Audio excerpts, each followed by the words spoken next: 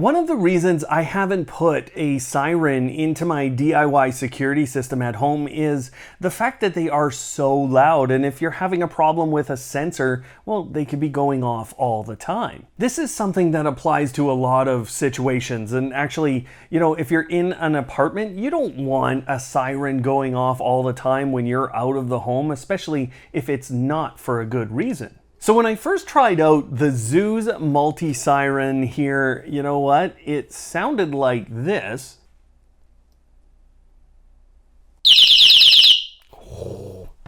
So at that point, I was pretty sure that this was not my solution. But as I continued to work with this siren, I actually found a number of ways I wanted to use it, including the siren, and I found that you might find a pretty good use for this device.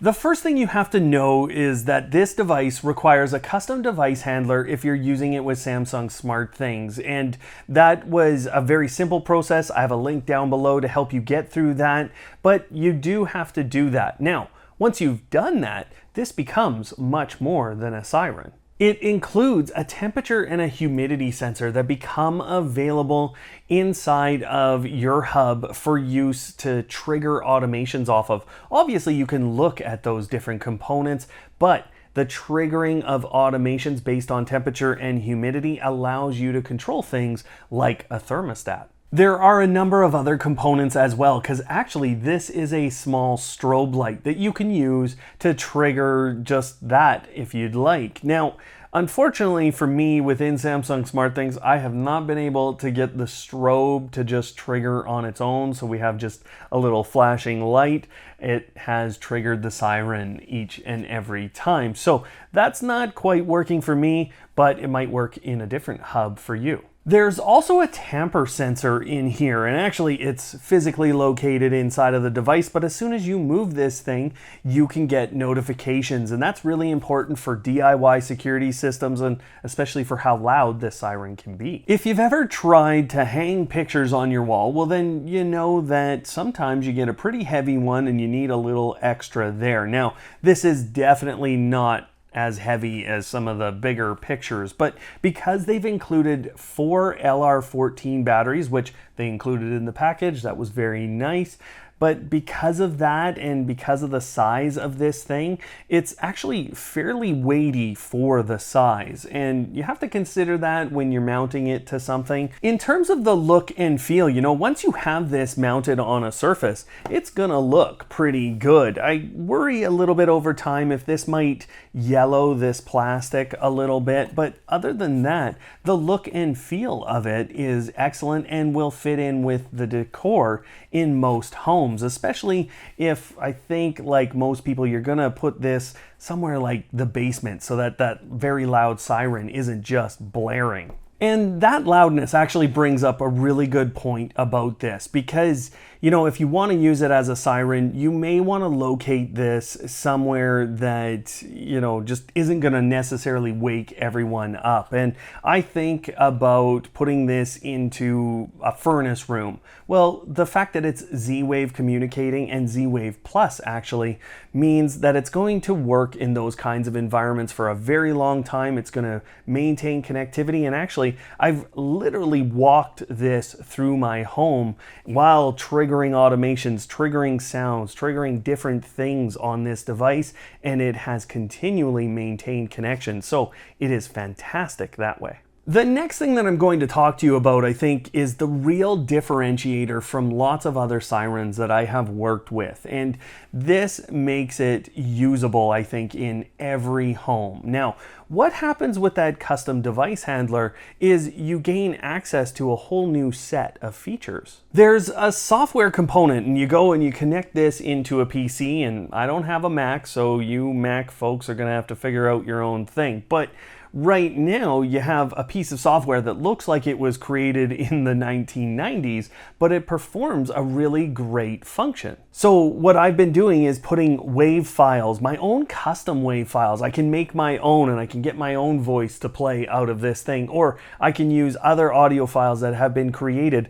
Plus there's about 30, I think 33 already loaded onto the device when you get it. So you have all of this ability to have a number of custom audio files on the device. From there, what you can do is use the Speaker Companion Smart app. And it's kind of a funny way to trigger these, but once you understand how to do it, it becomes super simple and really effective. So whatever trigger you want to use there in that Smart app for the Speaker Companion, well then what you say is custom notification, custom audio notification, and then you put in the number of that audio file you would like to play. And it might take a little bit of trial and error, but that means for any scenario inside of Samsung SmartThings, you can get any audio file to come out of this. It becomes a true customized option. And because you can set the volume on the device, you can actually set the volume of how that audio file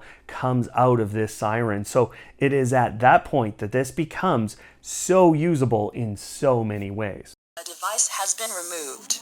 Within the automation section, the Multisiren becomes incredibly powerful, and it has so many different triggers that you can use to start your automations, and that includes the temperature, humidity sensors that you have, plus the tamper alert and the battery. But the alarm can be used to trigger other automations, and actually the dimmer function is one of the most interesting components. The dimmer function is used in relation to those audio files, and you can think about this from the perspective of your audio files being labeled as from 0 to 100, and then you just choose the one that you want to play. Now, as a trigger, that means if you play a certain audio file out of this device, then you can start another automation. And on the action side, this is your opportunity to either trigger the alarm directly, which is the big siren, or you can trigger different custom audio notifications, again, just using the automations.